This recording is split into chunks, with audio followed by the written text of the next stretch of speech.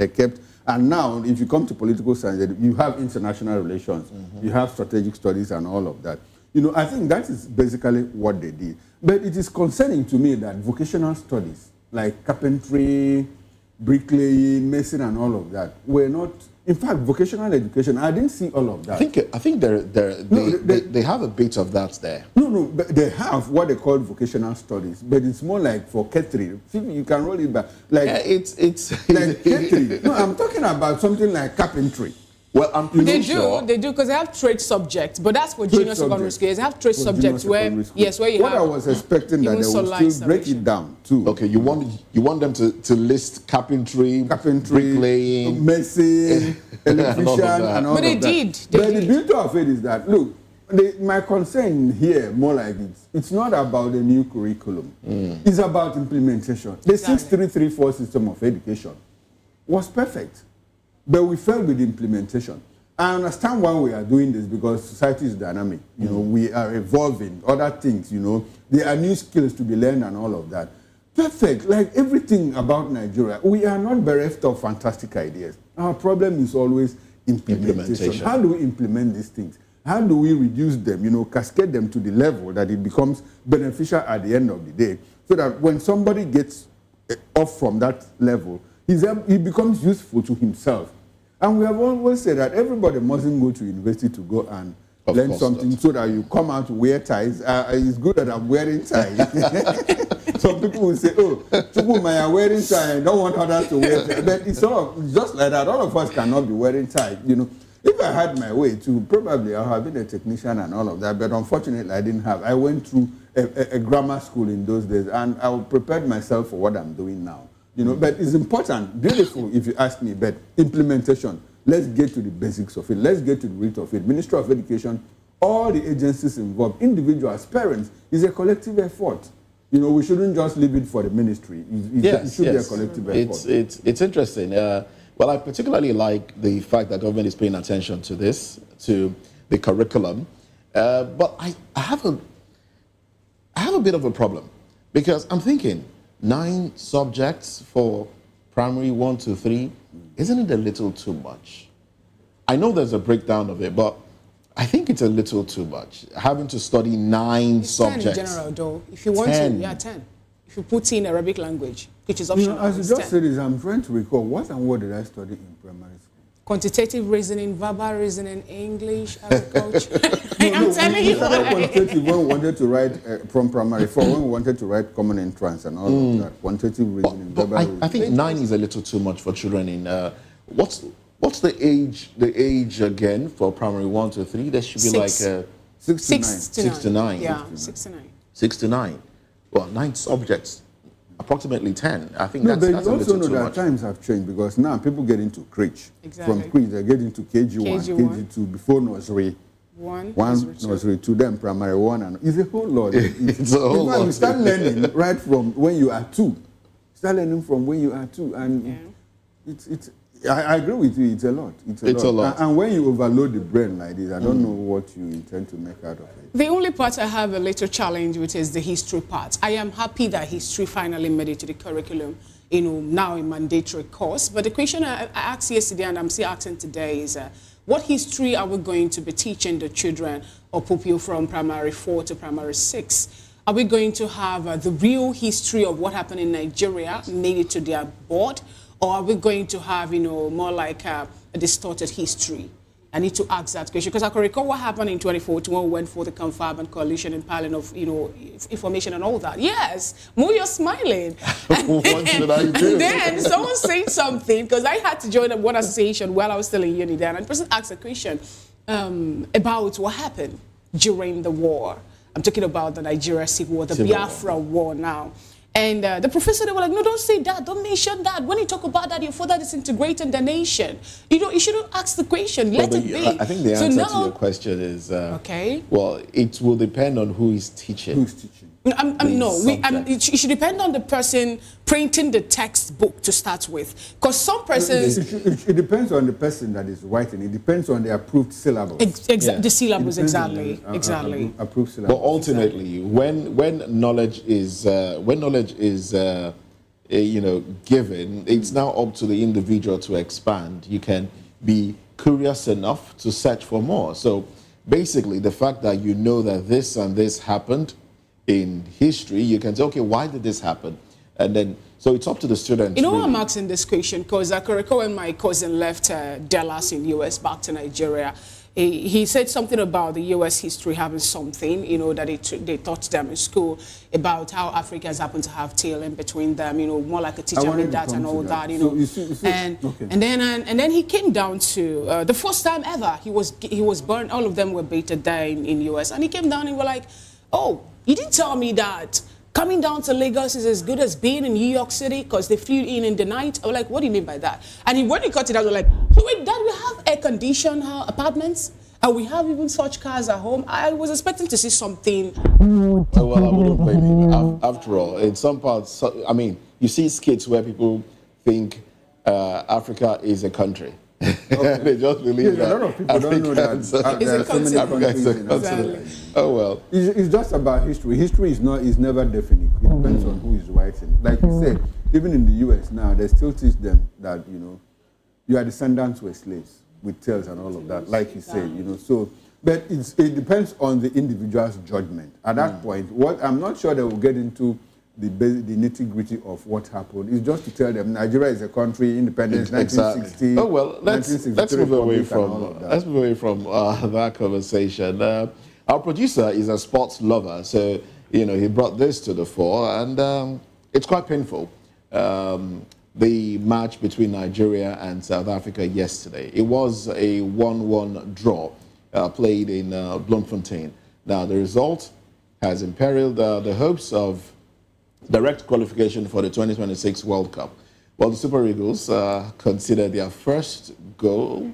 Well, the Super Eagles, considered their first goal, which was an own goal by the captain, William Troost Ekong.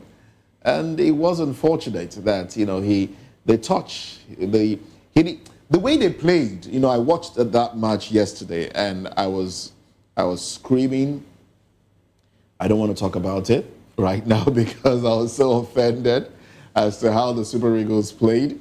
They were lackadaisical in the manner in which in fact, the Bafana team played with much zest than the Super Eagles, who needed a win.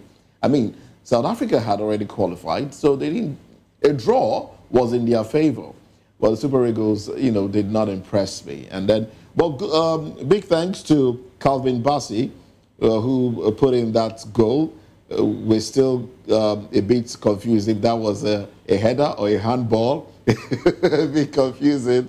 But the fact of the matter is, the goal counted in favor of Nigeria. Well, someone says it's the hand of God, Maradona style. Oh well, congratulations to the Super Eagles. They were able to save face, all right, as against being beaten 1-0. They had a draw. But what happens in the coming days? We wait to see. Will Nigeria qualify for the World Cup in 2026? Oh well, I would say let's just see. Let the best team win. As far as I'm concerned, I'll concentrate on politics. Moving on. Well, congratulations to the Super Eagles. I watched the match too in bits and pieces and all of that. I saw the first goal, and somebody said that Nigeria scored 2 goals. One for Nigeria, one for South Africa. Of course. But whatever it is, I think why Nigerians are concerned is that our World Cup dream is somehow shaky. Our World Cup ambition is shaky. Nobody. So it now depends on what happens, in the coming days and all of that. Anyway, congratulations to us. But I think Nigeria has a way of rebounding. We always have a way of coming back from a position of loss to a position of strength and all of that. And I hope we can do it. Let's just try and do it. So that World Cup without Nigeria this time, what will it be like? I felt bad for Eric Chell because he was talking tough yesterday. He said, we are ready to go there. Bafana will not do anything. The Eagles are already soaring high. And yesterday I was expecting to see the Eagles everywhere soaring, scoring more goals. But I found out that the Bafanas actually were not smiling there because they put in what they believe should be the good effort for them to, you know, more like hold Nigerians to the way they did. Some were saying it's because this match was being played, you know, on their soil. I said, no, that's not it. This is not the first time. The Super Falcons... And talking about... Sorry to interrupt you there. Talking about the match being played there was... I heard that the Super Eagles were not given a good treatment. They slept at the airport. So they basically were exhausted going into the match. And then the pitch also, the pitch looked really bad. It looked really bad. Balls were bouncing off. Was it a deliberate thing? You know? No, this issue of the Super Eagles not being treated fairly. Yeah. On whose account? I think is it the responsibility of South African football team? Yes. To receive them, yes. Take them into a hotel and all of that? Is there a responsibility? Yes. They are the host. They are the host nation. The host nation, yeah. Okay, so Nigeria was not supposed to make arrangements for hotels and all of that? I think they have to do that with FIFA. I'm talking about Nigeria. I'm talking about maybe the host nation supposed to do that now with FIFA. You understand? And every other person that gave them the go-ahead to say... No, why I'm asking this question is it that didn't they know? They didn't have upfront information that there were no hotel reservations for them.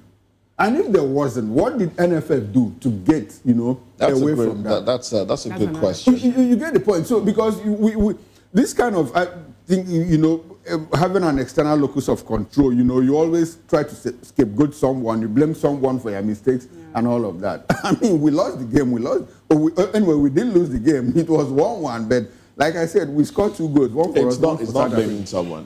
We don't need we need to take responsibility for our actions. The NFF should have known that there were no hotel reservations and then make alternative arrangements for them. We have the Ministry of Sports. It's possible to find out late that there were no hotel. Exactly the problem. Why would you find out late?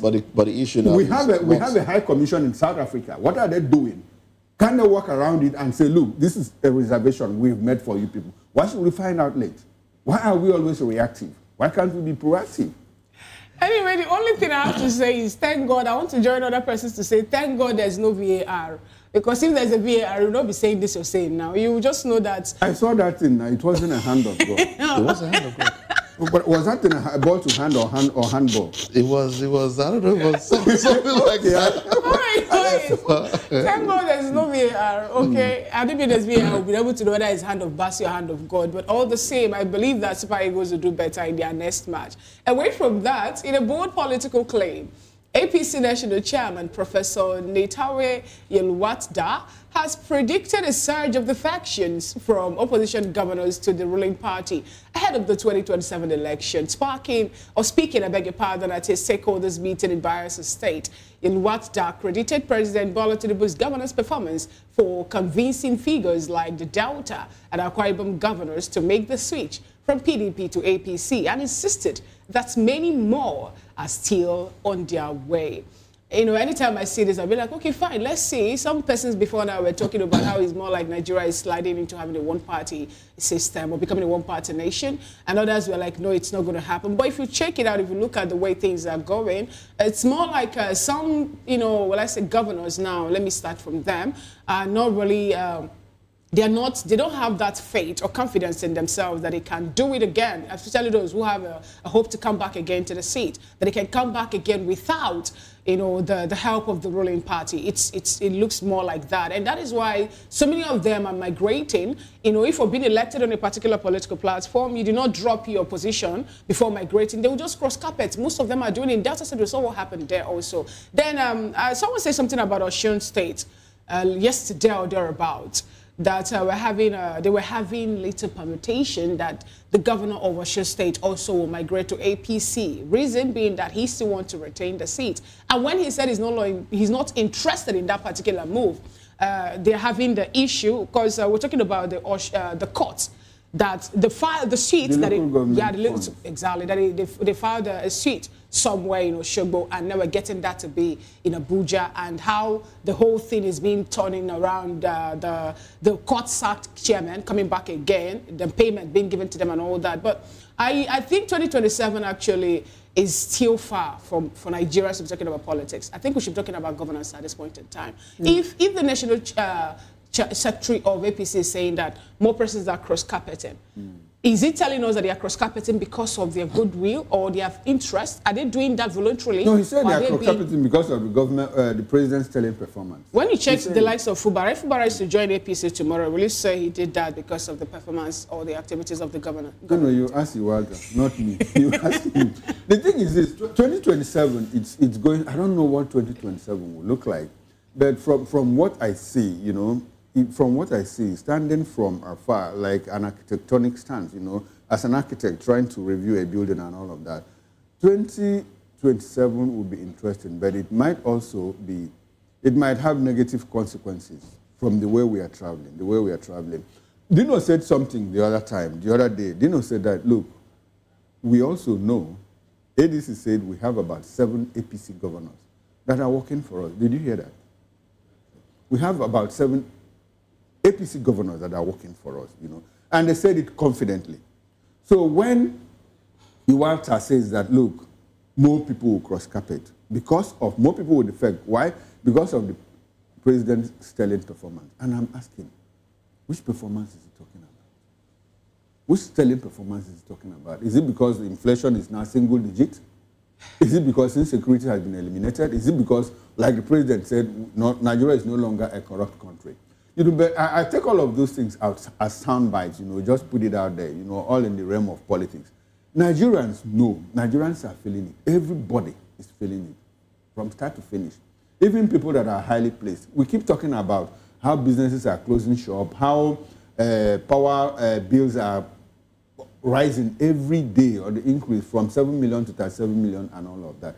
The sterling performance, well, might just be on paper. Because Nigerians don't see it happen. And a lot of this, 2027, Nigerians will be the ones to decide, not the politicians. 2023, the momentum we drove, I think it will be more intense in 2027 because Nigerians are waiting. Well, I do hope and pray that Nigerians will truly decide in 2027 because I hope voter apathy will not be intense.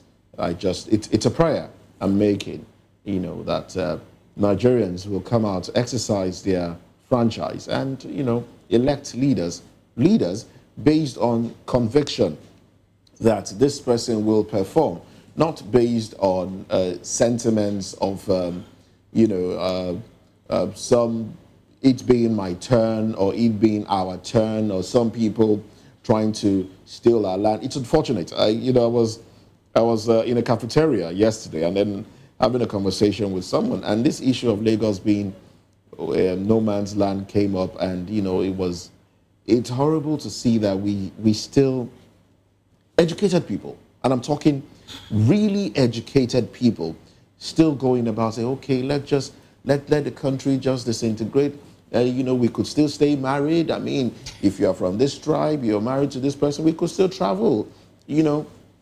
From the southwest to the southeast and to the north, we could travel. We could stay married. It doesn't matter. But let's just dissolve this Nigeria issue because they want to take our land in Lagos. That's why they say Lagos is no man's land. And it was getting into a heated argument. But I had to keep quiet at a point so I would not choke on pepper because I was eating. I was having lunch. Okay. In the cafeteria, in the restaurant actually. And a lot of, and it got heated.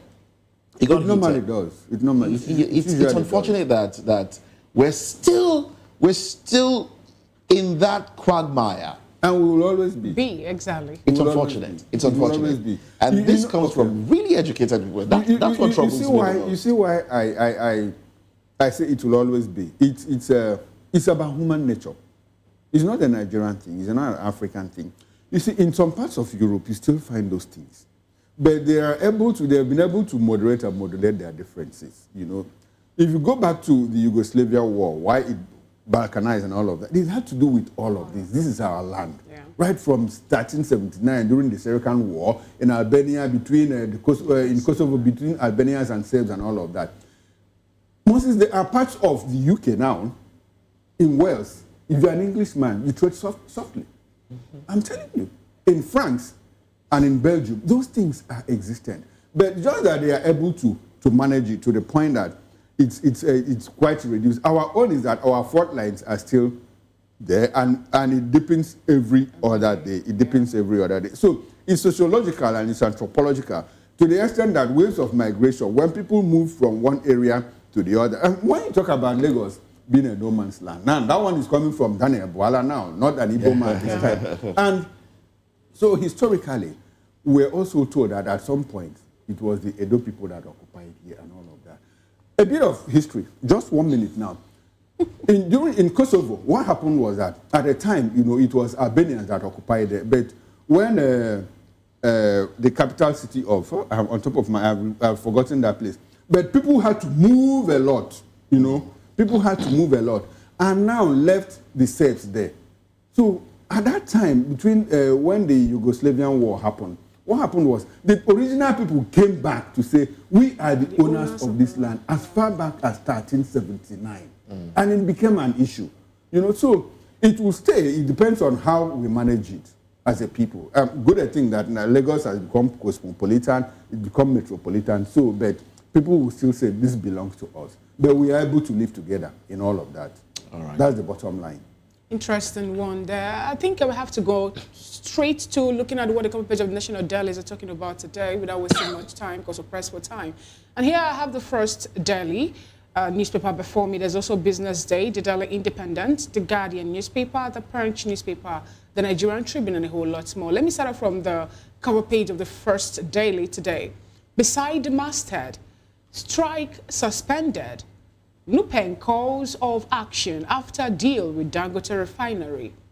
Serap to Akpabio, lift Natasha's unlawful suspension now.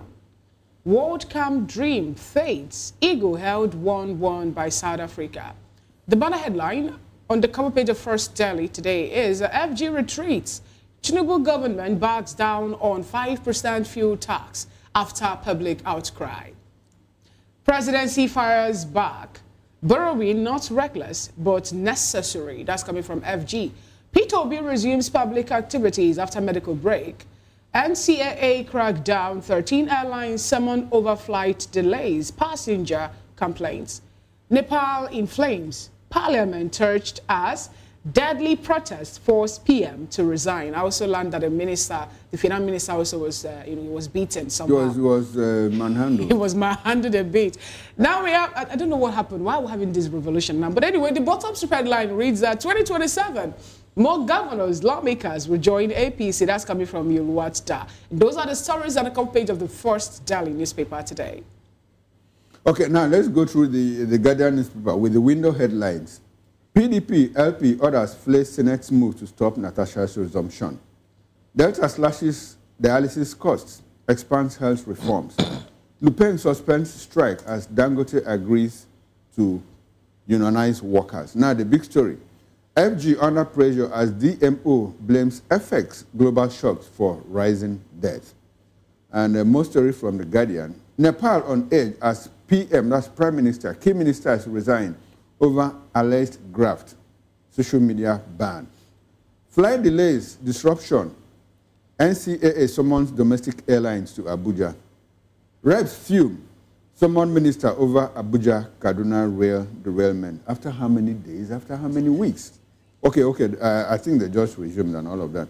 No immediate plan to implement 5% fuel tax, says Edu, amid pushback from OPS CSOs. FG overhauls social register to support over 70 million citizens. And that's it from the Guardian newspaper.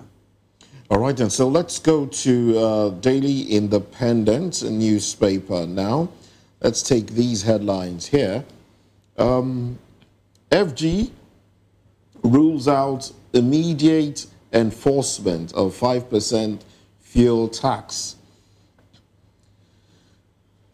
2027 election, more governors will soon join APC. Yowata. Tinubu addressing weaknesses. Tinubu addressing weaknesses others before him failed to handle, says Shetima. I'll take that one again. Tinubu addressing weaknesses others before him failed to handle, says Shetima. And then we also have FG says Tinubu's share policy aims to elevate Nigeria to global leadership. PDP condemns attempts to stop Senator Akpoti Uduaghan from resuming. Ask her to prepare to resume. ACYLF to Primate Ayodele. Respect line between prophecy, politics. CBN targets $1 billion diaspora reserves by 2026. NUPENG suspends strike as Dangote settles for unionization. And then the bottom strip. Hamas says leadership survived Israel's assassination bid in Doha. Well, those are the headlines on the cover page of Daily Independent, and that's how far we can go on newspaper headlines. But at 10 o'clock, we'll get into newspaper review, where we'll go deeper into the headlines. But in the meantime, let's get into the conversation this morning. Painful reforms leading to economic stability, coming from Vice President Kashim Shettima. Let's x-ray this when we come back. Join us again.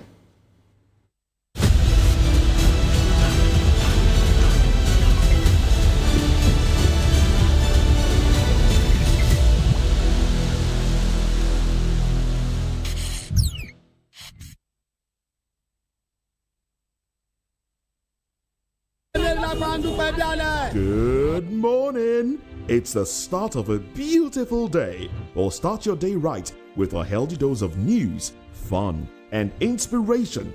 Join us on VOP this morning for the latest news, trending topics, and uplifting stories to set your day on the right vibe. From news and current events to lifestyle and entertainment, you are covered. VOP this morning, 8 a.m. Monday through Friday. We encourage you to click on the like button and subscribe to our YouTube channel. We are Voice of the People TV. Also follow us on all our social media platforms. We are at VOP TV Live. Visit our website www.vop.ng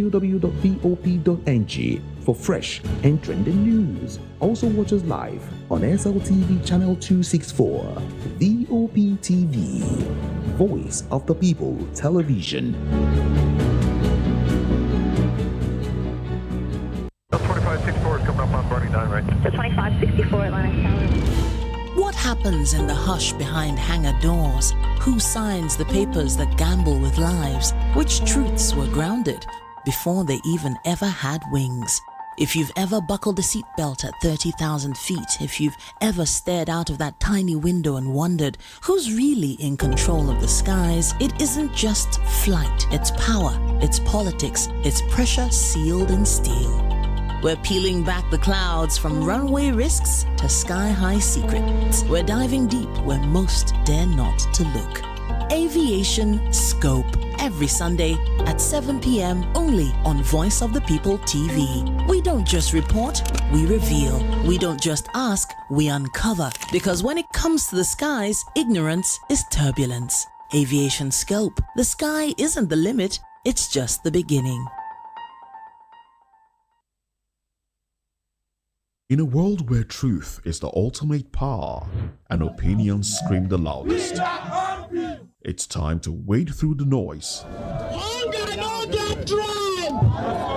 Hunger no get religion! And scan the human interest and trending topics that matter. Stay tuned to The Issues, your plug to the stories making the buzz, from politics to science and technology, social justice, and more. Let's tackle the tough questions and expose the truth. The Issues on Voice of the People Television.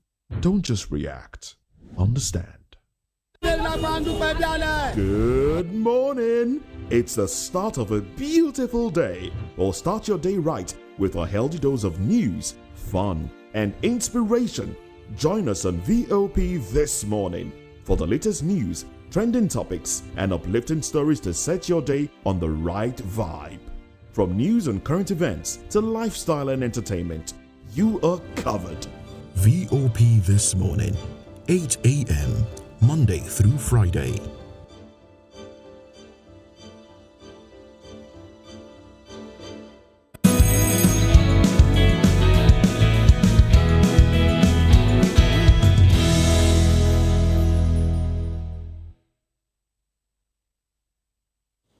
All right, welcome back and thanks for joining us again. And if you are just joining now, this is VOP This Morning on Voice of the People Television. At the Nigerian Economic Society's 6th Annual Summit, Vice President Kashim Shettima hailed President Tinubu's bold reforms as evidence of strong political will driving structural economic transformation, where he likened the reforms to a painful but necessary surgery. The wounds may be temporary, but recovery is permanent, and urged nations to embrace the knowledge economy as a bridge to reverse unemployment and boost productivity. Well, Shettima challenged the outdated economic approaches, insisting Africa cannot afford to lag behind in an increasingly digital, globalized world. But back in Abuja, the conversation turned tense as presidential aide Sunday Dare dismissed Senator Dino Melaya's claims that the administration's borrowing is reckless, calling his remarks entertainment, not enlightenment, where Dare clarified that the rise in public debt largely stems from naira depreciation, not uncontrolled borrowing, and insisted Nigeria's debt to the GDP ratio remains moderate while revenue collection improves. Meanwhile, Speaker Tajuddin Abbas sounded a stark warning. Nigeria's debt, now at 149.4 trillion naira, or roughly $97 billion, has reached a critical tipping point, urging more transparent borrowing, stronger parliamentary oversight, and assurances that every naira borrowed yields tangible social and economic benefits. Well, we are joined in the studio here in Lagos, where we are broadcasting from, by Barrister Darlington Agomo. He's a lawyer and VOP in-house analyst. Good morning, Barrister Darlington Agomo. Mr. Good morning, Moses and Fina. Good morning, Barrister. Good morning. Okay, in the course of the program, we'll also be joined by other guests from our outstations in Bedi, Oka, and probably Abuja. Let's start with you, Barrister Darlington. Barrister, Kashim Shettima says that, look, the president has the political will, to tread where his predecessors couldn't even dare to pass. And that though we are making progress, that there are pains, but they are temporary. Barrister, do you share the thoughts of the Vice President Kashim Shettima? Do you think that we are making progress? Do you think that the pains are temporary? How far do you think that this administration is driving economic growth? How far do you think that they are rejigging the economy based on everything that you understand, right from inflation, insecurity, provision of electricity and all of that, unemployment and whatever? What do you think is happening to our economy? Are we making progress? We are not, and it's obvious. Anybody in this administration is like they have been mandated to be a spokesperson for Tinubu. All of them. That is why government officials will come and be contradicting themselves. This one will fire from the left, the other one will reply from the right. At the end of the day, you see confusion. All this misspeak and double speak from their principal Tinubu. Is it not enough to tell them that nothing is working? We have always had the pains are there, but it's temporary. There will be a permanent solution without no timeline. That has been my worry. If you say that, look, we know that this reform is bringing hardship, but between this time and this time, okay, there will be uhuru. Tell us where you are going and when you will get there. Okay, now, Barrister, exactly based on what you have said now, this is economic. These are economic policies, And like in economics, at the primary level, we were taught that, look, all things being equal, ceteris paribus, and all things are never equal. This is not scientific. This is not engineering, where you have milestones, where you have, okay, I'm going to offer such deliverables between the first quarter and all of that. This is economics.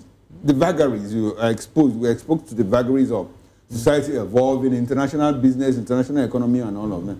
Do you think it is possible for the government to tell you, okay, we'll get to a certain threshold in the next 6 months? What if they miss that? It means that the government have no plan. If you have a plan on what you want to do and where you're going, Ms. Okoro, I have even used aeroplane flights that when you enter an aeroplane, whether local or international, after all the preamble, the pilot will tell you ETA, estimated time of arrival. Exactly my point. That is scientific, but this one is economics. No. Even in fact, it should be more precise in economics, because let me tell you why. Okay.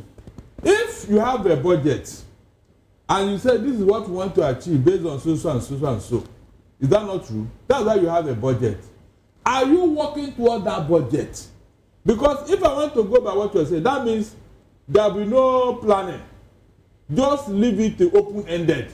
You just fire blank. No, there's always planning, but we are looking at precision and accuracy. Do you think that the government will say, in the next 6 months, I should be able to drive inflation? Okay, let me give you a typical example. This insecurity. Okay. If a government now determine and say, look, you see this insecurity, by so time, based on what we have studied and what we have at hand, we are going to get to this level with this insecurity. At least we know the strength of these terrorists. We know their plans and everything. We are going to cut them by half. Please, is that not achievable? No, tell me, is it not achievable? But you come into office, more terrorists are coming into the country just because you are pampering those who are already on ground here. That is why more are coming. But if you have dealt with them, it will be difficult for others to even plan to come into Nigeria. Is that not how things are done? The man in Argentina who now balanced their budget after 135 years, Mr. Okoro, how did he do it? Is that not planning? So please, all these things that maybe your government appointees want to bamboozle, we have seen it from Buhari to even we have seen it. So they can't tell us anything new. Government is all about what? Planning and achieving milestones. So that even when you leave, say, yes, under so regime, this is what we achieved.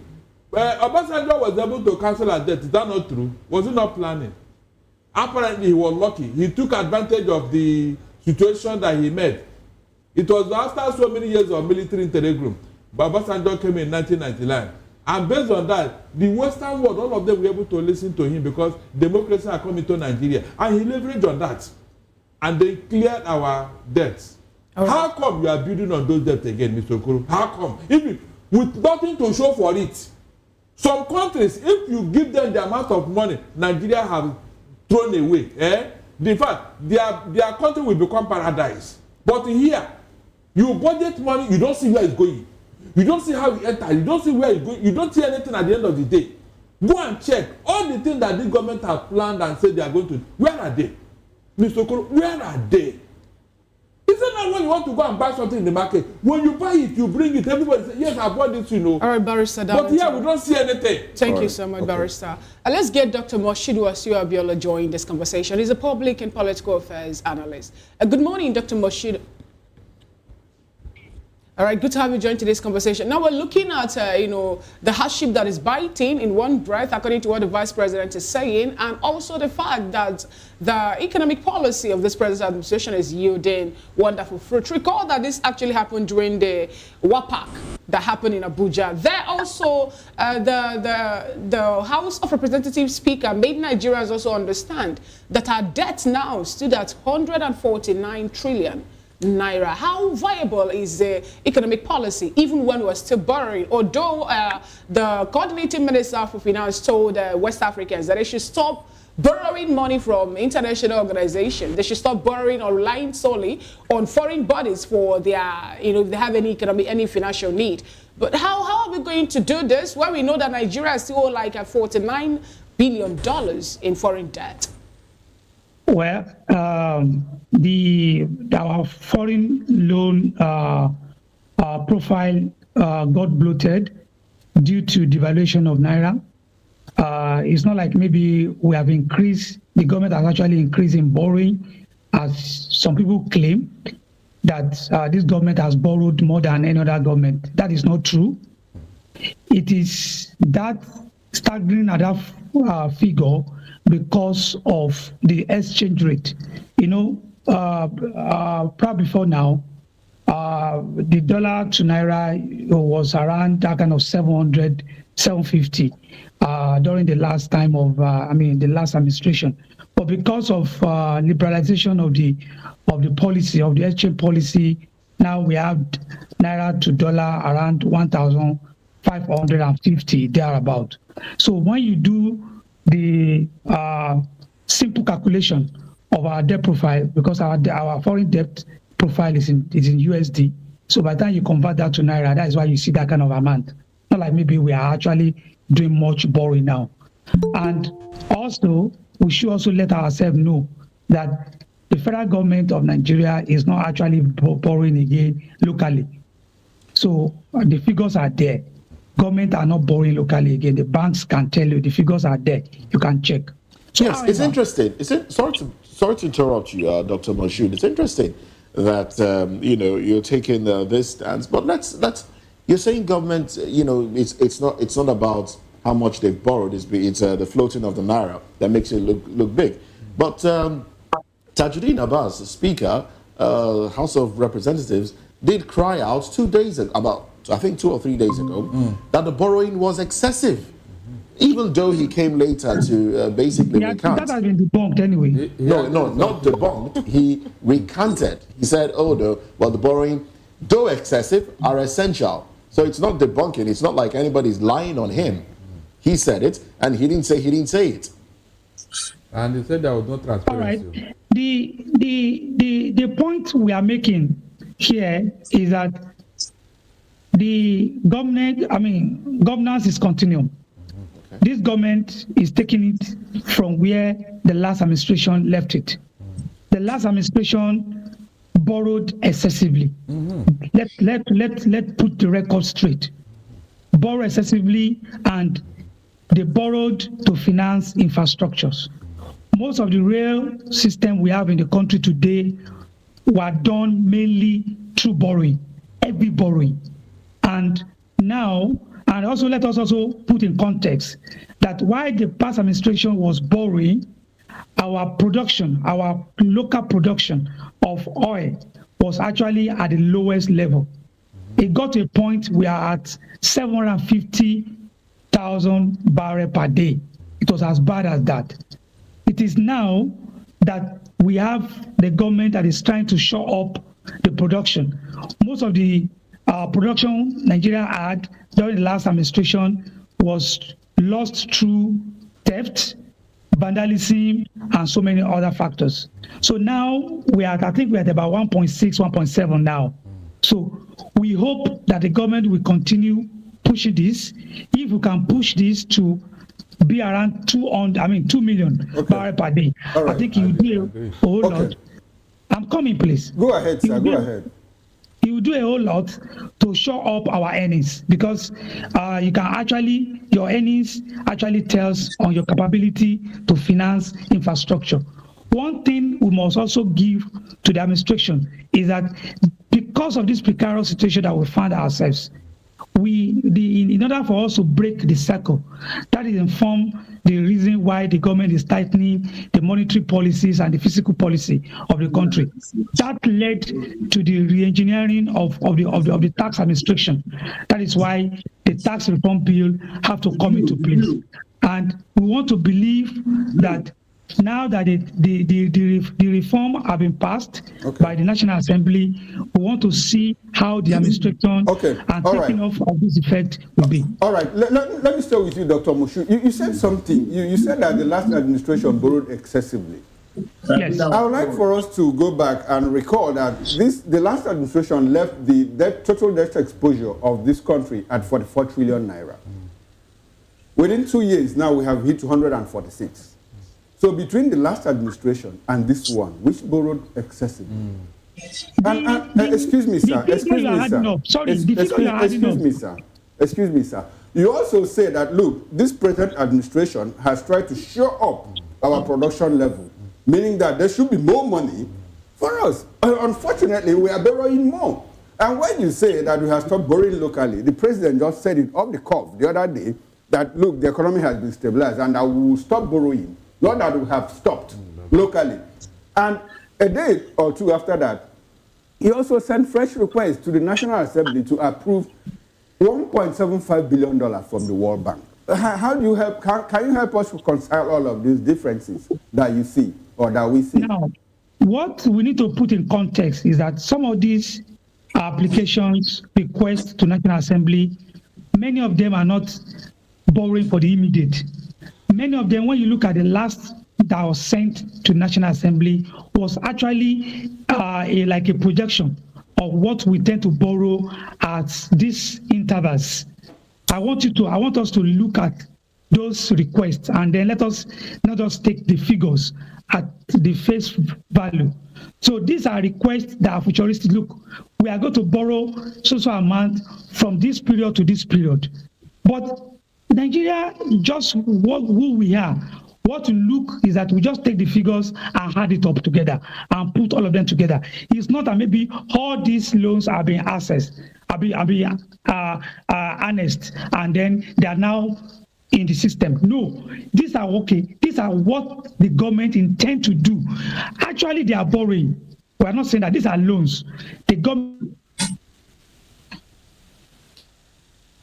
has intention to access approval of National Assembly is required for us to commence this process. Having said that, the fact on ground is that not only that Minister of Finance, the coordinating Minister of Economy is saying it, not that the President is saying it, the WTO, the World Trade Organization DG, also say this, that the economy of the country has surpassed the crisis period. We are now in the stage of stability. Interesting point, Dr. Moshe. Thank you so much for your submission. You know, when you're talking about the present administration, no borrowing, again, we have the largest or the highest borrowing single plan ever in Nigeria under this present administration, and that was at the $21.5 billion external loan, which actually, you know, raised serious rate and red flag, although the National Assembly also accepted that they've already appended their signature for that money to be borrowed. Now, let's take this conversation to Comrade Roy Riabo, who is a public affairs and political affairs commentator. Good morning, Comrade Roy. Good to have you join today's conversation. Now, what do you have to say about all this borrowing that we're looking at now, even with the fact that Nigeria economy is not really smiling, Nigerians are suffering as the case may be, even though in paper we're getting a point to say that we have a balanced, will I say balanced economy at this point in time. Some people are saying that, but the people are still feeling the heat. The government is telling the people to keep on holding on. They should manage a little while. In no distant time, everything will start yielding fruits. Everywhere will be uhuru. Do you also think that that can be attained or achieved at this point in time with the way things are going and the fact that till tomorrow, the Fiscal Responsibility Act is not being given to? We don't even know how much of these monies that are being borrowed are being spent and where they are being fixed. Nobody is giving us or giving Nigerians account of how these monies are being spent. Thank you once again for having me. It's very fortunate that a man here trying to defend what you defensible is struggling to make a point, because one would naturally expect them to be telling us that. I don't have anything against borrowing. If you are borrowing, you tell us this is what I want to do with this. People will be seeing it. Are they borrowing to invest on our infrastructure? The answer is no. I am a Benin citizen. The federal route from Benin to Warri, you can no longer access that route. From Benin to Agbo, you can't do that. From Benin to Auchi, Abuja, because the governor of Edo State from that that is the route. They are doing palliative measure on that route. Therefore, when people are saying they are justifying the borrowing, then you begin to wonder what kind of a society are we building for our children. There is no direction for this government, because we have not been able to see the utilization and the benefits in terms of the loans, in terms of the borrowing they are doing. Our government is on a borrowing spree without direction. And that is the reason why some of us are bothered. And when I listen to the speaker, the first day, the first minute I saw that information, I know that they will come for him. It's going to take the grace of God for him to remain in that office for another 90 days, because that statement undermine the president and the presidency and even his party. And that is the position of an average Nigerian. I must commend the speaker for that kind of position. That is what we the Nigerians have been saying. That the borrowing, our indebtedness is on another dimension that you cannot describe economically. Now, what are we borrowing to do? What are we borrowing for? As of today, there are 3 elementary things that have not been able to fix by this government.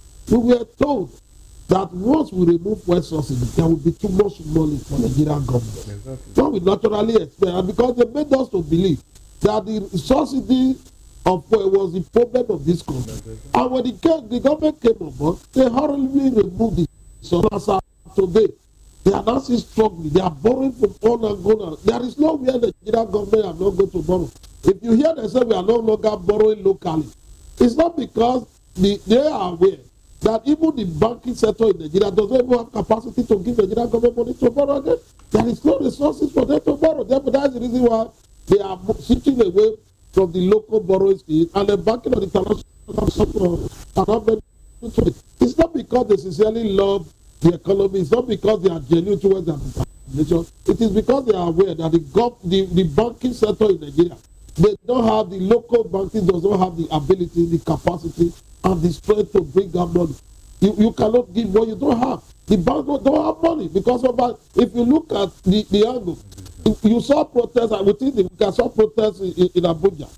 I also watched a program a few days ago. I saw the agro dealers. These are contractors.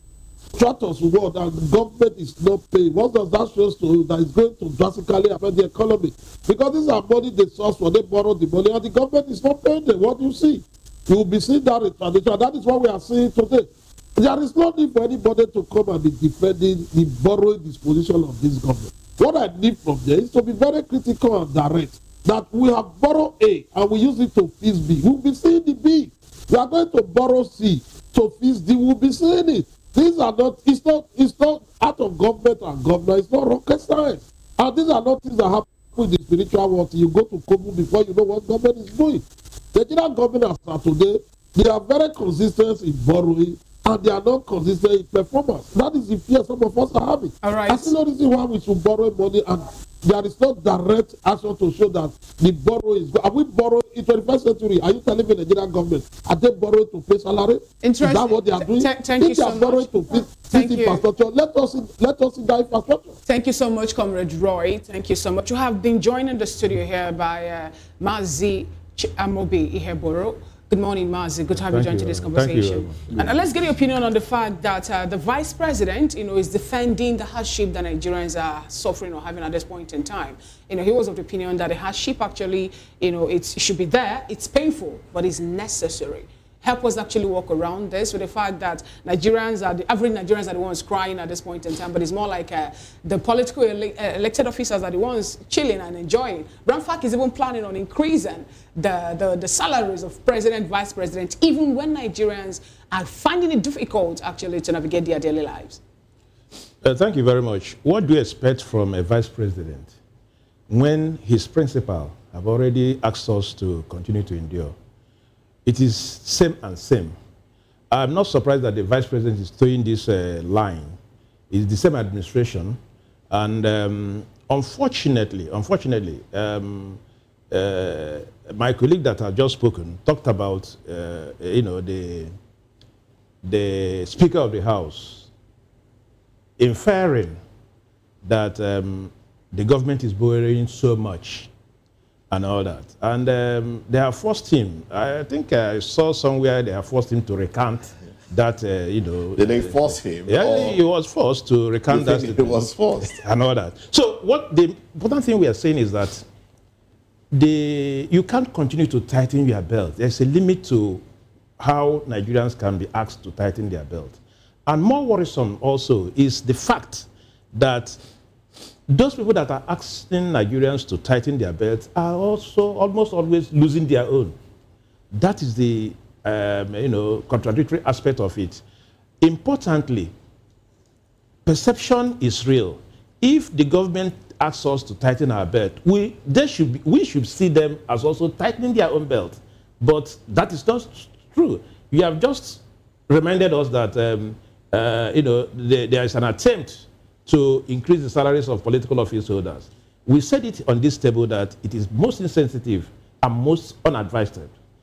At this point in time, you cannot be talking about increasing the salaries of public office holders. What do they do with their own money? Do they go to the market? They have been supplied with whatever they need.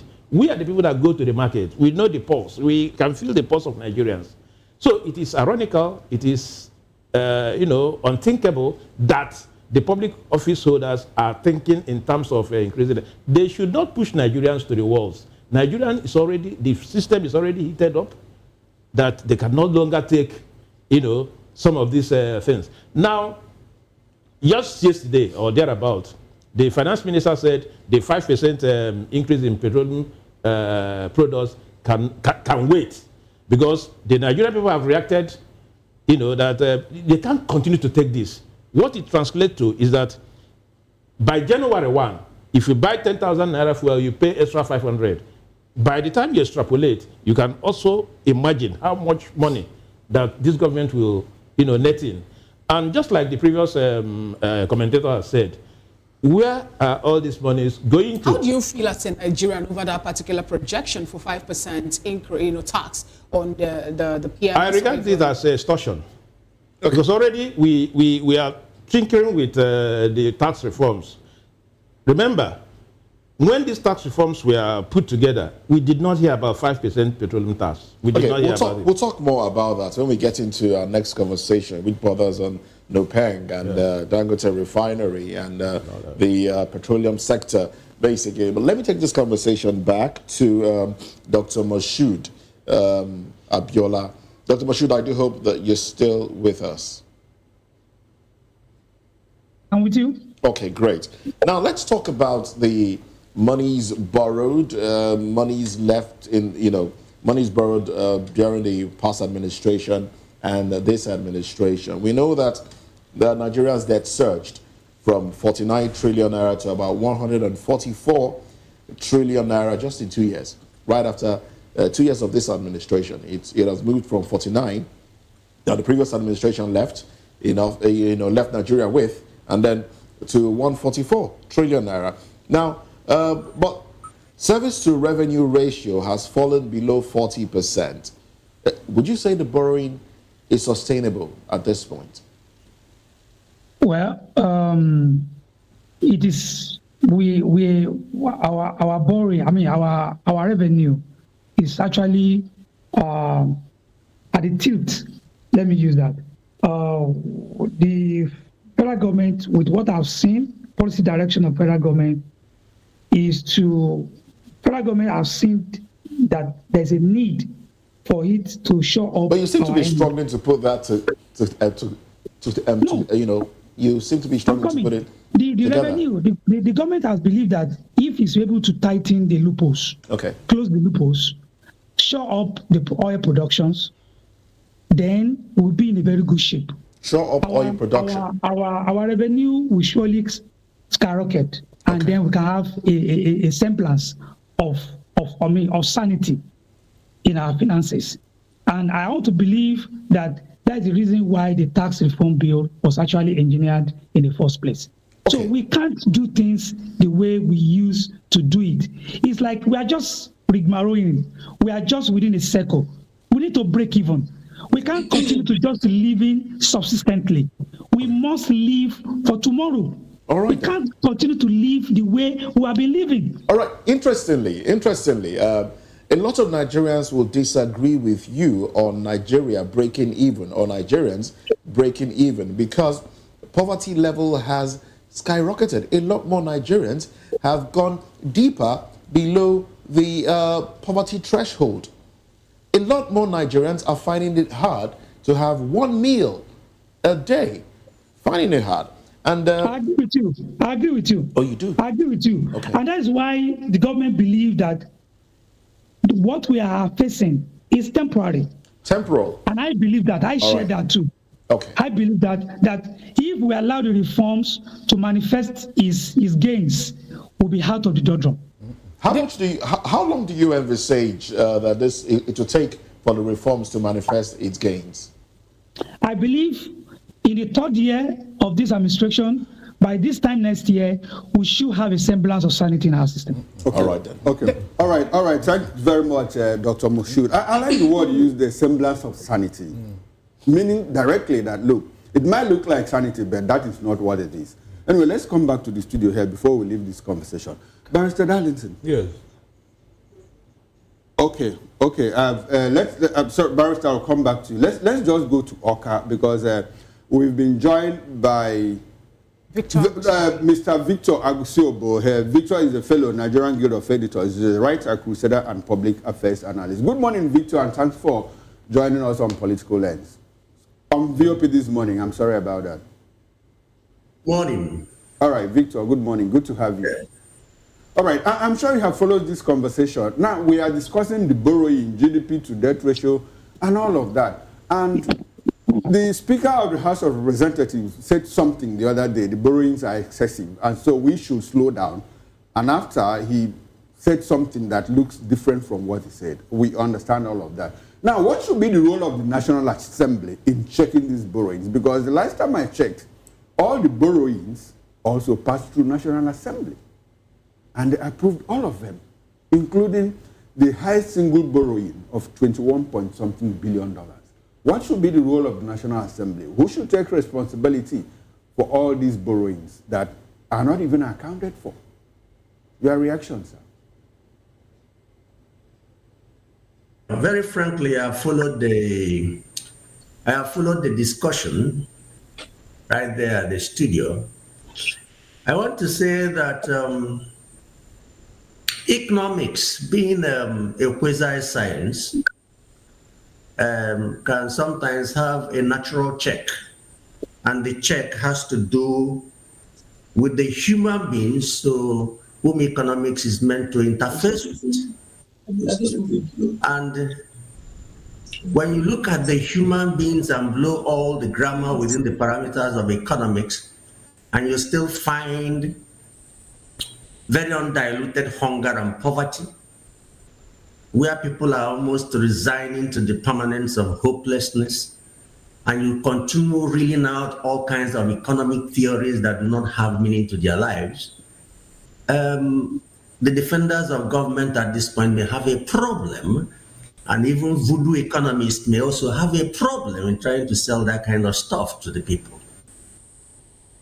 I will get to your point, but I need to make the foundation by saying that every sacrifice in this world has a psychological and a physical dimension.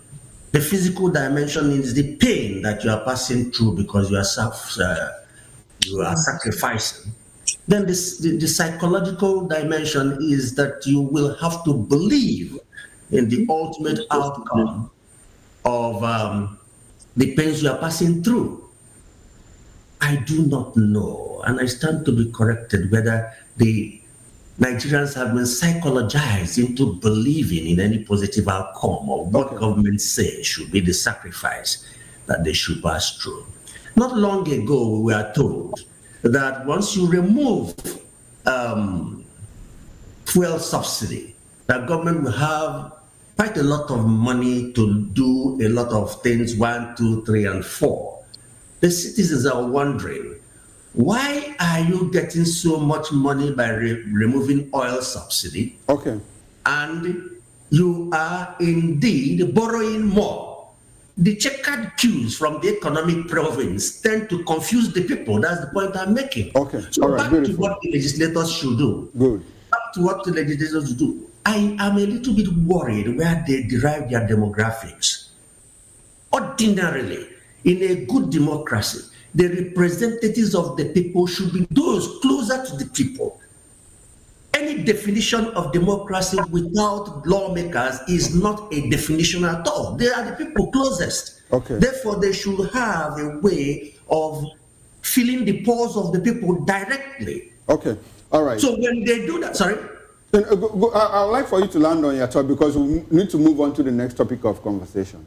I have actually said that they need to get the correct demographics that will tell them that the borrowing is not interfacing positively with the people. So instead of just accepting and approving the borrowings, they should ignite their oversight function to know exactly what the loans are meant for and what they actually achieve. All right, thank you very much, Mr. Victor Agusiobo. Thanks very much for your very wonderful take on this. Now, let's come back to the studio. Barrister, in 30 seconds, can we have your concluding thoughts on this? Look, anybody defending this borrowing is not a friend of Nigeria. The person is not patriotic.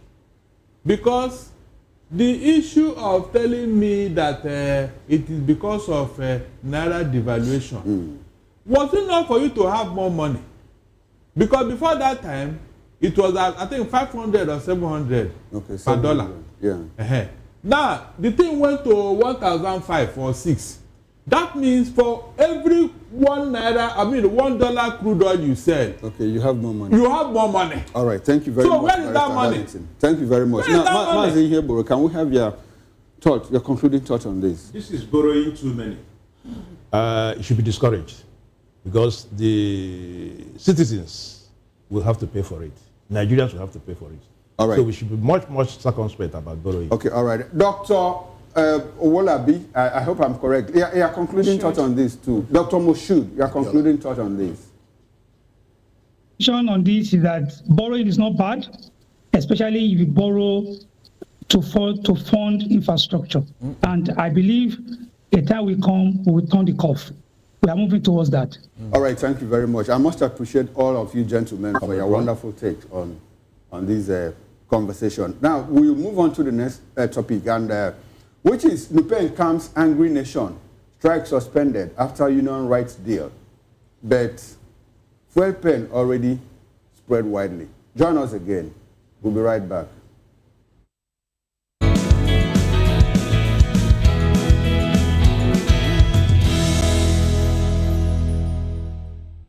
We encourage you to click on the like button and subscribe to our YouTube channel. We are Voice of the People TV. Also follow us on all our social media platforms. We are at VOPTV Live. Visit our website www.vop.ng for fresh and trending news. Also watch us live on SLTV channel 264. VOPTV, Voice of the People Television.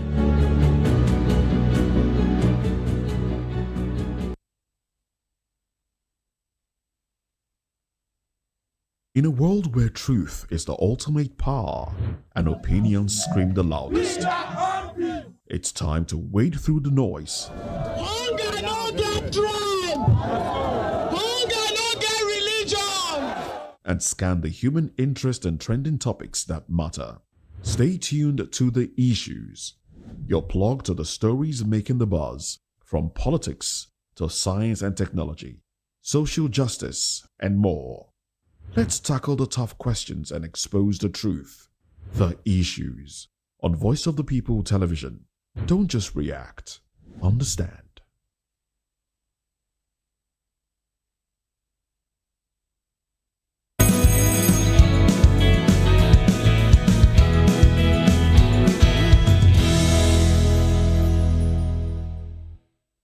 Glad to have you back. It's still VOP this morning. And a surprising turn of events. The Nigeria Union of Petroleum and Natural Gas Workers, NUPENG, has suspended its nationwide strike following a breakthrough agreement with the Dangote refinery at the NLC-TUC mediated meeting.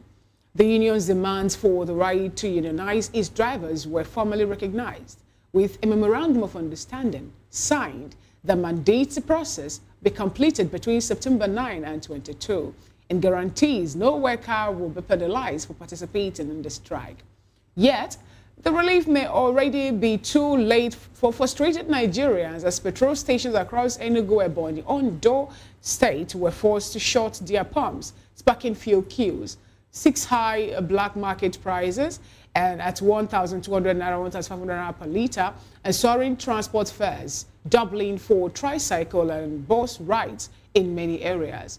But despite all this, Dangote's assurance that the strike would not cause nationwide shortage. We're seeing the shortage already happening in some states. We still have with us in the studio here, Mazi Amobi Iheboro, who is a public political affairs analyst. And joining us virtually, we still have Dr. Moshood Wasiu Abiola, who is a public and political affairs analyst also. We have, from our Benin studios, we have Comrade Roy Riabo, a public and political affairs commentator. And then we have Victor Agusiobi, who is a fellow Nigeria Guide of Editors, a writer, crusader, and public affairs guild, analyst. And we have another writer also joined the conversation in the person of Mr. Somi Uranta. Good morning, Mr. Somi Uranta. Good to have you join today. Good morning to you and to our viewers. Interesting. Let me start off with you. What do you have to say about this? The fact that, NUPENG were able to end the strike. Recall that yesterday they said they're beginning a strike over the fact that Dangote is not following or working with what the union says about registering their drivers and a whole lot of things. This also made the ITUC Africa to wade in too, saying that there might be sanctions to Dangote refinery if they did not do what NUPENG or TUC or NLC actually were talking about. Do you think that this in any way is going to, restore, will I say, trust now and faith in Nigeria refinery by Nigerians? At this point, we're seeing that some states are already, some places are already shutting their fuel pump over just a single statement of the OB, strike fuel scarcity. Can Dangote do it alone, if I'm to ask? I think in the first instance, the strike action was unnecessary. I mean, it should have been nipped in the bud. The government and the Ministry of Petroleum and the NNPC should have waded into the matter before it got to the point of stoppage of service. The sufferings that Nigerians were forced to go through this period was not supposed to be there. You see, Dangote, you asked the question, if Dangote, could do it alone. Yes, he may possibly try, but that would be very, very dangerous for a nation to allow a single individual to hold us by the balls. No single individual should be allowed such monopoly. We are all aware of what happened in cement, in sugar, and the likes. So there is no point allowing a single individual to handle such situation and take care of the refining process, take care of distribution, take care of selling to the masses and all that. If you say that we should not allow an individual to do that, in Nigeria as a nation we have like 4 refineries. Why is it that the nation is not looking at making the refineries come upstream? Why do they allow an individual now to do what a nation as big as Nigeria, that happens to be 65 years by October, do? You see, that is where the problem lies. Those that should tend over the affairs of the nation, sometime or somehow I begin to wonder, to doubt their loyalty to the nation. Because how could an individual be given such a latitude to operate? What happened to the other refineries? What about the modular refineries, the government-owned refineries? If they cannot run it, they should hand it over to a kind of public-private partnership, so that there should be competition. This monopolistic approach to service delivery, especially when it has to do with issues that concern, that run through the fabric of our national existence, is very, very dangerous for a nation. All right, then. Thank you very much, Mr. Somi Uranta. Let's take this conversation to Mr. Victor Agusiobi. Good morning to you once again. Thank you very much for staying with us. Now let's talk about, the NUPENG. NUPENG insisted on the Dangote drivers being part of NUPENG. What do you know about that development, before we now saw the resolution? And what are your thoughts on it, really?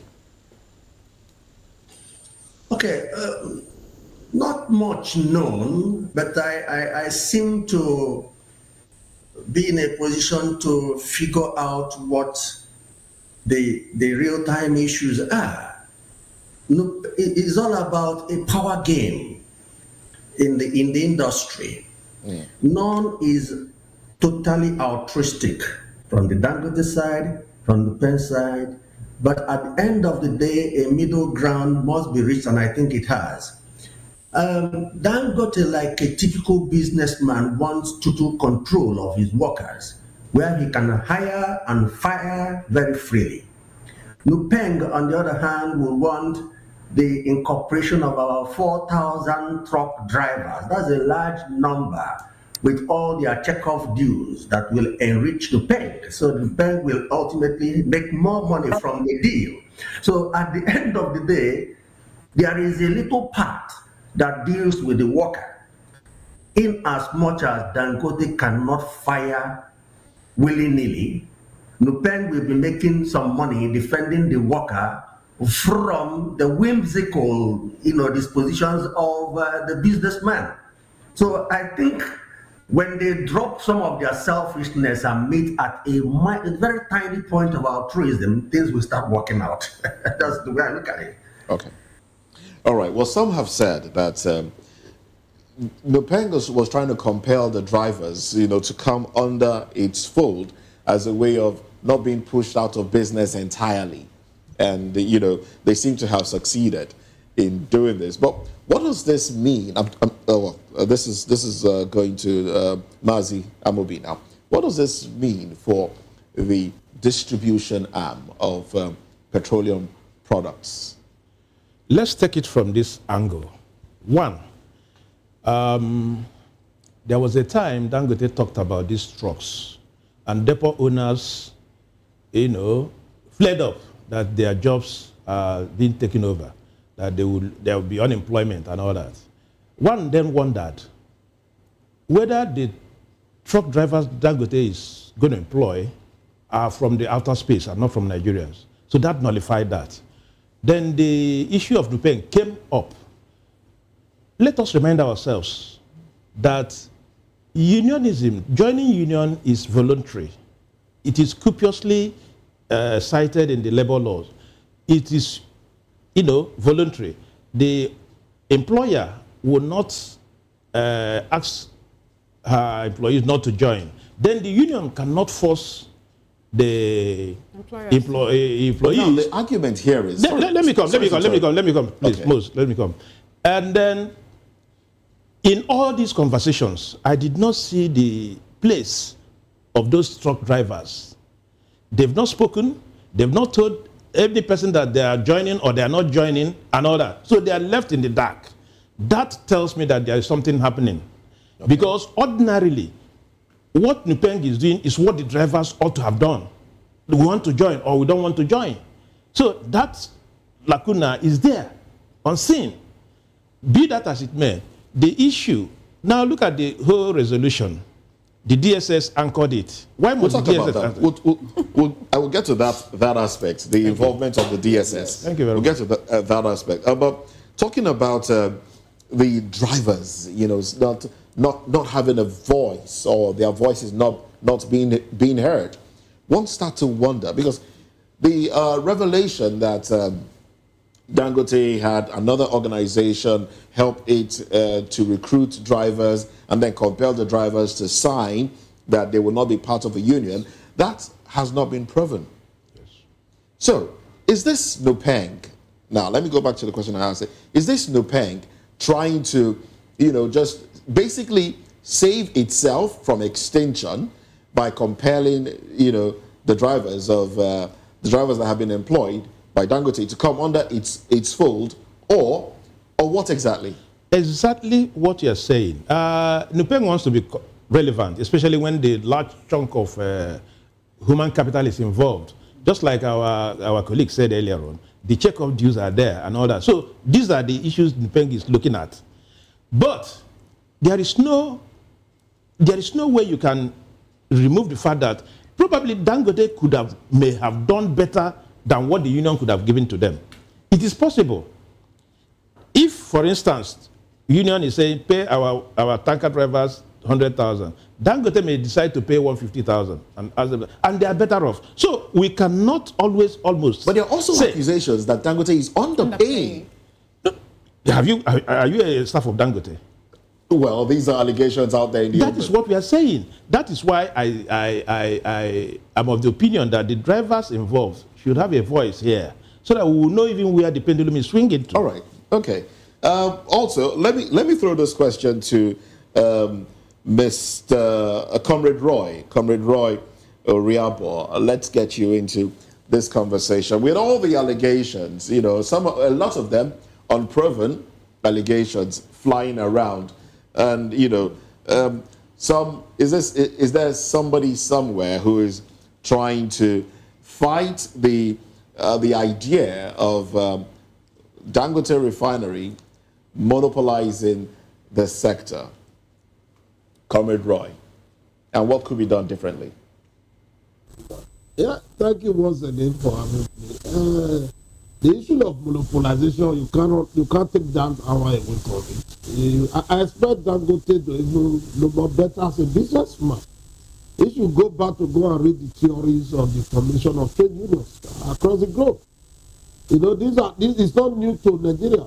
In the British revolution, the workers' revolution, industrial revolution, where the people, the craftsmen there, they took a decision to say no. We must have a union to agitate for our interests, to protect our interests. And that is basically from there, they start building on it. Dangote have an organization. It's a plain labor, the workers. Whether you like it or not, the workers will be happy to join NUPENG. You know why? Because there is an organization. NUPENG is a larger body that is recognized over the years in this country. Who are amenable. The driver will be willing to do it because there will be an organization to protect their interests. And that's the reason why Dangote, who is as a businessman, he wants to fight, he wants to resist them. But at the end of the day, he will not be able, unless he wants to go to the spiritual realm to go and bring drivers.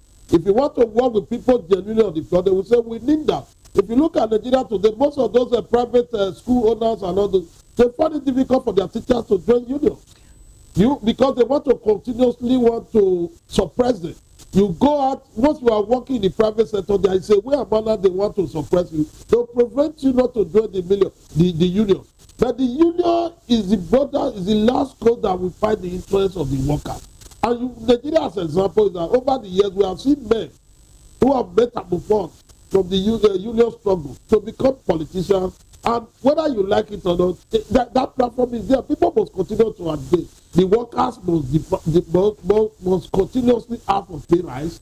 They must fight for their interests. They must fight for a better working condition.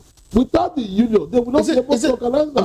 I'm sorry, but this just keeps coming to me. And is it okay to say, going by recent accidents involving trucks that had the Dangote insignia on it?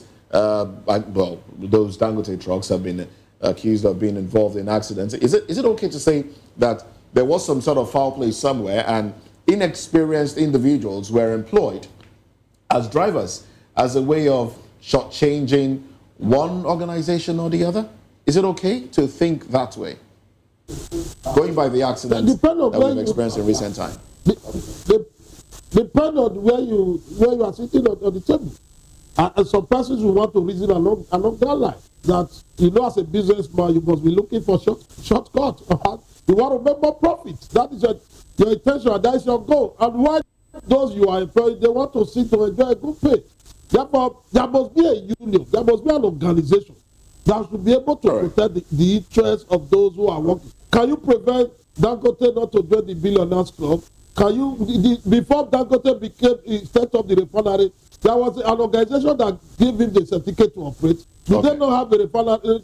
I think I'm aware that there is a union for those who are operating the refinery. Therefore, you cannot be. Those who are working in the oil sector, they are there. We have seen it. All right, thank you very much. The are there.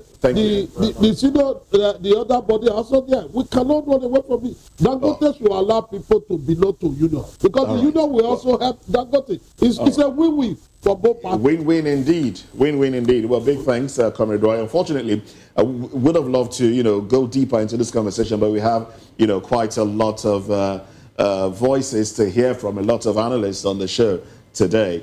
And, everyone has to have a voice. After all, this is Voice of the People, isn't it? It is. But anyway, let's bring Dr. Moshood Abiola back into this conversation. Now, Dr. Moshood, let's talk about the involvement of DSS in all of this, in the settlement of this. I mean, the Ministry of Labor came into it, and then the DSS. One starts to wonder, is this an issue of national security? Yes, I think indeed it is an issue of national security. Energy is crucial to the economy of the country. And in a case where you have paralysis in supply chain, you tend to have issues. It will impair on mobility and many other things. The Minister of Labor actually was the one conciliating, but the DSS took the initiative to host the meetings, and that's where all the deliberations was held. Okay. So I think it is crucial. The DSS DG took it as a security issue. That is why it's sought to be the host for the meeting. However, one thing that is very crucial, which one of our analysts said, is the concerns and the voice of these drivers themselves. The drivers are not complaining. I have not seen, in fact, there's one of the story on this day, about 2 or 3 days ago, where the PTD, the petroleum tanker driver, was saying that the members should disregard NUPENG directive. So the NUPENG is, for me, being overzealous on this. You can't force anyone to join a union. Just like the final outcome of the resolution yesterday also affirmed that the drivers that want to be part of the union should be allowed to, and those that sought not to be part of the union should be allowed not to join it. So NUPENG has no right to coerce anyone. And let me also say this: the NUPENG is not doing this in the interest of the country. Anyway, okay. Is doing it for their own clout, for the relevance of the union, and also for them to have to extend their influence on the economy, and also by extension to generate fund for the union. So would you say now they have the upper hand? Now they've got what they want. They got what they want. Now they got a formal agreement that gives them an inroad into this. But let us also not forget the real reason why NUPENG did this. The real reason was the 4,000 tankers that the Dangote refinery is bringing into the country. Initially, let's flash our mind back when the announcement was made by the company. There was pushback from NUPENG and other stakeholders, even the independent marketers as well, also countered that, saying that it will lead to monopoly, lead to this and that. And it got to question some of us that we have been espousing the idea of capitalism in our market. We want the capital, we want our economy to be capitalistic. And we want individuals to bring in their money to invest in the economy and do this and do that. Okay. And when they do, we also fight against them to recoup their investment. Does it really make sense? Big question in the air there. Well, thank you very much. Mazi Amobi, now, I know you have something to say as regards the DSS involvement in all of this. They chose to host. Was that to sort of coerce everybody into make people fall in line? Yes, for the fact that the meeting was hosted by DSS. You know what DSS connotes? It connotes a whole lot of things, connotes fear, connotes, what have you. I agree that energy security is very sensitive. And that was why probably the government saw what, the trajectory the thing is going to and decided to halt it. Now, it is not yet Uhuru so far, because the agreement, the memorandum of understanding, said that Dangote should not stop tanker drivers who wants to join. Indeed. And then NUPENG should not coerce those who don't want to join and all that. So they have a 2 weeks period to get this thing done. Our fingers are crossed. It is after these 2 weeks that we begin now to see the crystallization of the real issues. Because I was trying to see the place of the tanker drivers here, but after 2 weeks, it will become clearer. That's what we're saying. And then the issue of DSS is very germane. They probably saw that the system, the economic system, the political system, the social system of Nigeria is already overheated, and anything can trigger anything. Just 2 days ago, Nepal, the country, just because they banned, removed their citizens from the social media and all that, their parliament was, burnt down completely. So, in the world, not just Nigeria, in the world, people are very agitated. No, But Nigerians are a lot more, calmer than people like the Kenyans and people from Nepal. That is the problem. We are taking Nigerians for a ride, yes. Okay, so Mazi, you think that what DSS did fits into their core mandate? Ensure internal security. I saw it. They might be thinking that this thing can snowball into something what do you serious. think? Do you think that it fits into their core mandate? It's not. It doesn't? It doesn't. Okay. It doesn't. But I also the ministries are there, and also we also have a petroleum minister. Okay. A substantial petroleum minister whose industry, the space, is being heated up and all that. And, it's nowhere to be found. So are you saying that they are being overzealous? Because the other time they were also the ones speaking for the president over an individual's tweet, on Absolutely, absolutely. It's like DSS is now up to kind of, they have this kind of plenipotentiary kind of status that they can enter anywhere. All right. And they can, whatever thing they term as insecurity, security threat, becomes security threat. Okay, which is very wrong. Because I heard you say that energy security is very important. So is there a way we can create an nexus, tie national security to energy security, and now see how the action fits into their core mandate? You see, when the PIA was, signed and all that, it gave people opportunity to play in the oil space. Okay. Bua is there now constructing a refinery. Of course, our sister here talked about the government refineries being moribund. There is nothing wrong with all those petroleum tank dealers from coming together, forming a consortium, and then floating their own refinery. Okay. So people that are talking about monopoly or not monopoly, they saw it was because of the decadence in the government petroleum refineries that gave Dangote impetus to enter into the space. And now people are now accusing him. I'm not holding forth for Dangote, but he's trying to now look at the cost. The cost implication. If you want to open up a retail outlet, a filling station that we usually call it, a retail outlet, you have to, if you don't have trucks, okay, you have to hire. It comes with a cost. And this man is saying, I will absorb those costs. Okay. And people are now come into the space and play. All right. It's a free enterprise economy. All right, then. Thank you very much. I will take that as your concluding thoughts on this one. Thank you. Thank you very much, Mazi Amobi Ihegboro. Mr. Victor Agusiobi, let's have your concluding thoughts on this.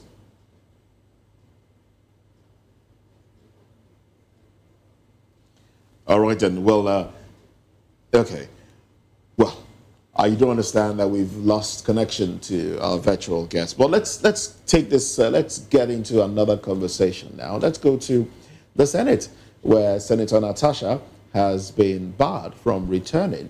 Well, the PDP has also said, look, we are standing with you on this one. You must return. Let's talk about this when we come back.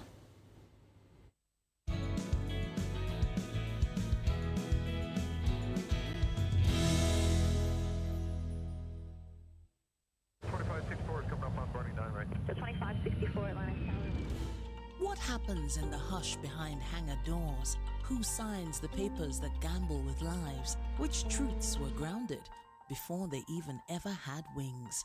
If you've ever buckled a seatbelt at 30,000 feet, if you've ever stared out of that tiny window and wondered who's really in control of the skies, it isn't just flight, it's power, it's politics, it's pressure sealed in steel. We're peeling back the clouds from runway risks to sky-high secrets. We're diving deep where most dare not to look. Aviation Scope, every Sunday at 7 p.m. only on Voice of the People TV. We don't just report, we reveal. We don't just ask, we uncover. Because when it comes to the skies, ignorance is turbulence. Aviation Scope, the sky isn't the limit, it's just the beginning.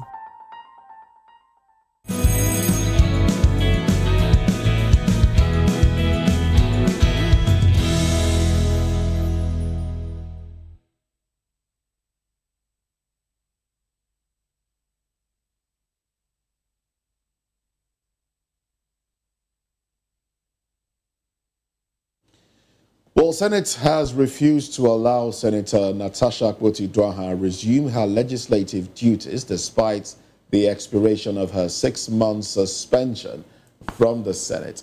The National Assembly clerk maintained the suspension is sub judice, citing pending judicial proceedings, effectively denying the Kogi Central lawmaker access to her office and functions.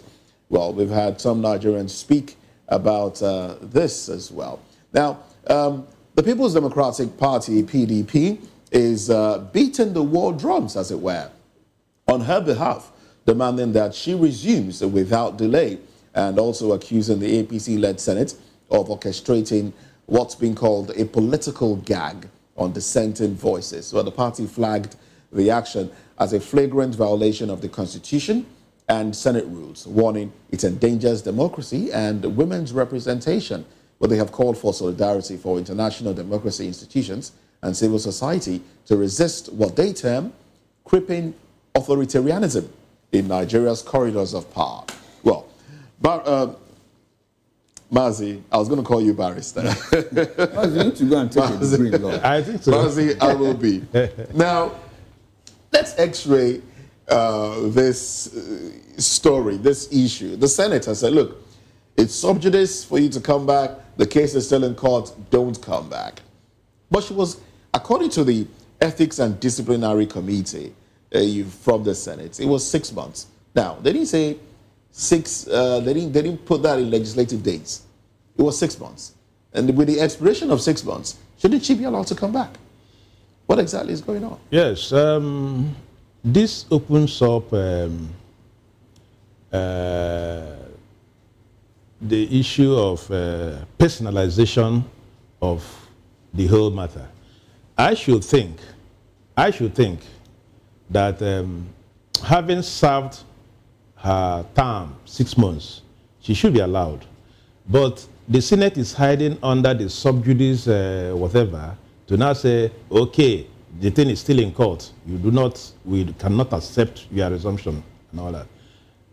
But it's like, can't it be what the lawyers usually say is now an academic exercise for you to continue to push that narrative that, the thing is still in court when she has already served out the 6 months. Initial suspension. Initial suspension. Why can't you allow her to come in?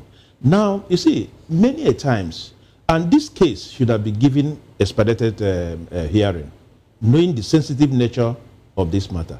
And you know that in Nigeria, if you have a case that lasts for 2 years, people will clap for you that, this thing is very, very fast. Very fast. But in other Senate claims, 3 months, 4 months, you can decide the matter. So this is where I want to fault the National Assembly. They are trying to do, because if by the time the appellate courts, the appeal court now decides on this matter, they might go to the Supreme Court, after which, the whole term for the senator. Isn't that a way of, making the people of Kogi? Absolutely, that is what we are saying. That is what we are saying. At this point in time, common sense should come to bear. People should come in and tell the authorities in the National Assembly that it is now time to shield the sword, and let's move on. All right, then. Mr. Victor Agusiobo, let's have your thoughts now. Well, I align substantially with the last speaker. The issue here is not just about the technicalities of the court process. There is something a little bit bigger. Senator Natasha is there doing the job of representation for her people, doing the job of oversight for government, and most importantly, doing the job of lawmaking. She has been given the suspension, and during the time of this suspension, all these responsibilities for her people were not performed in any way.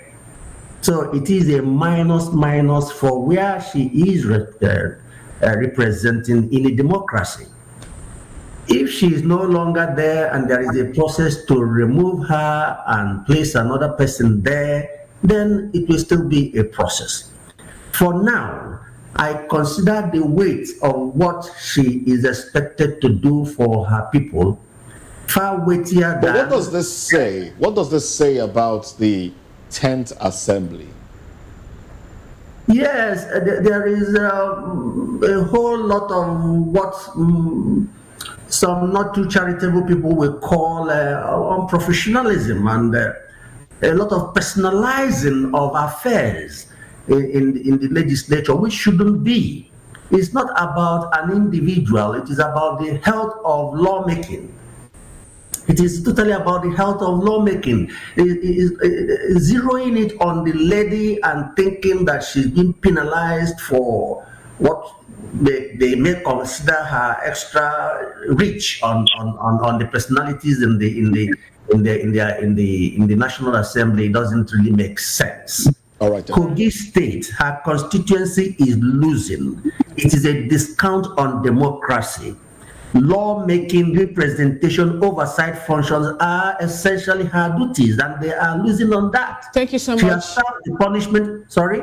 Thank you, Mr. Okay. Victor. Thank you so much. Comrade Roy Reaba, let's get your opinion on this. You know, we learned from Babio's media spokesperson, Yubo, that the only thing Natasha should do for her to come back to that house is for her to tender a public apology.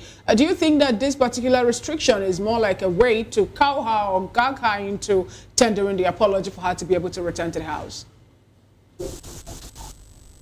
Thank you once again. It's very unfortunate that my Zadality is not on ground. I can listen to me. When this matter came aboard, when we discussed it, I asked Senator Natasha, I said, you are not supposed to go to court. You have to activate reaching out mechanism. I expect Natasha to know more better than me. He's, as a senator, he knows how Nigeria works, Nigeria judiciary. Yeah, but when you go to court and you have a matter that is pending in court and you are coming back, there is no, you don't need anybody to tell you that it's already the matter is before court. You should wait. That was the reason why, if you recall, it not been issue.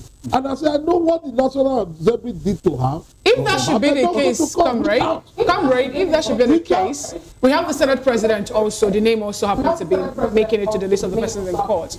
Ababio also have a name there, and we have other persons too. So why should it be only Natasha now that will not be there? Why is it that every other person that happens to be, part of this particular case are still there in the house? Only she. And recall also that the suspension that was given to her was not because of the court ruling, but because of her attitude, or rather the way she reacted to what she perceived or she termed a suppression in the house, that the ethics member of that particular house suspended her for 6 months. Excuse me, Roy. Fina, I'd like to add too that this same court that the National Assembly is relying on also gave a ruling that said you don't have to suspend this fellow.